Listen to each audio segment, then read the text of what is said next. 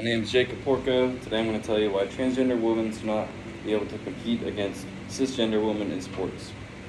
So according to a poll by Gallup published in 2023, 69% of Americans believe that transgender athletes should only be able to compete on sports teams comprised of their birth gender. Many of you have grown up your whole life knowing through common sense and through experience that men are much stronger than women the majority of the time. Now, as a Division I football player, I have witnessed firsthand the major physical performance differences between men and women. Today I will argue that transgender athletes should only able to compete against athletes made up of their gender at birth. Now, transgender athletes competing against their new gender can impact fair competition, affect women's sports, and compromise the integrity of professional and college sports. Now, men are naturally born physically stronger and more powerful in sports than women of the same age and training status. According to the American College of Sports Medicine, or the ACSM, the sex difference in athletic performance where endurance or muscular power is required is roughly 10 to 30% depending on the event. Now I have a graph here to show you that the striped graph is men, the striped bar is men, and the striped bar is the blank bar is women, and this is the multiplier. So men have 1.5 times muscle mass as women on average, and women have twice as much body fat percentage as men on average. Now, this difference is because of the higher testosterone levels in men. Now, just besides those things, men also develop larger hearts and larger lungs, which, as a result, makes their muscles function much better.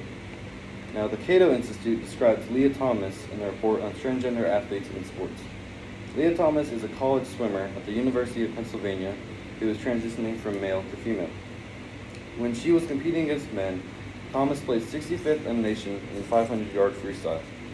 When she moved to compete against naturally born women, she dominated almost every race, setting 4 school records in one meet and becoming the NCAA Division I champion in the 500-yard freestyle. Now, this shows how much of a difference there actually is between men and women's sides of sports and how unfair it can be. And transgender athletes do not just positively affect themselves, they have a negative effect on the cisgender athletes they compete against. According to the Cato Institute, many women are now losing awards and achievements as a result of unfair transgender competition. Many women who worked through intense training for years are now having their records broken because of transgender athletes coming in with physical advantages. This can result in state championships and even scholarships being lost, directly affecting cisgender athletes' chances of competing at the next level. Another problem is that coaches are now more inclined to recruit transgender athletes to help their win in a competition. In a field that is naturally inclined to men, this is now making it even harder for women to follow their passion for sports. Now, the unfairness and problems that transgender athletes bring is another thing, is negatively affecting the integrity of professional and college sports. NCAA Division I sports are the hardest and most competitive sports in college, and many rules are in place to ensure fair competition.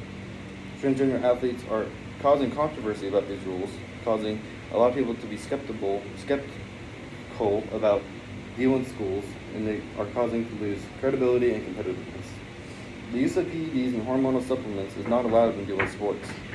With transgender athletes using hormonal therapies to achieve their new gender, this blurs the line of what athletes can and cannot do. Now, the problems with transgender athletes are complex and controversial. They all lead to one conclusion. Transgender athletes should not be allowed to compete against cisgender athletes. They create unfair advantages. For example, they have a negative impact on women's sports and attack the integrity of high-level sport industries. Transgender athletes should only be able to compete against cisgender athletes comprised of their gender at birth. Now, I want to, in conclusion, tell you guys, just imagine your daughter playing sports, and she's working her tail off outside of sports, even at home, just to get on the field. And then a transgender woman comes in who was naturally born a man and naturally born to be stronger and faster than your daughter. Now, how would you feel about her chance of being great or even going to college for sports and achieving something great in life being taken away because someone who was born physically stronger took that away from her? And that's why transgender athletes should not be able to compete against cisgender athletes in sports.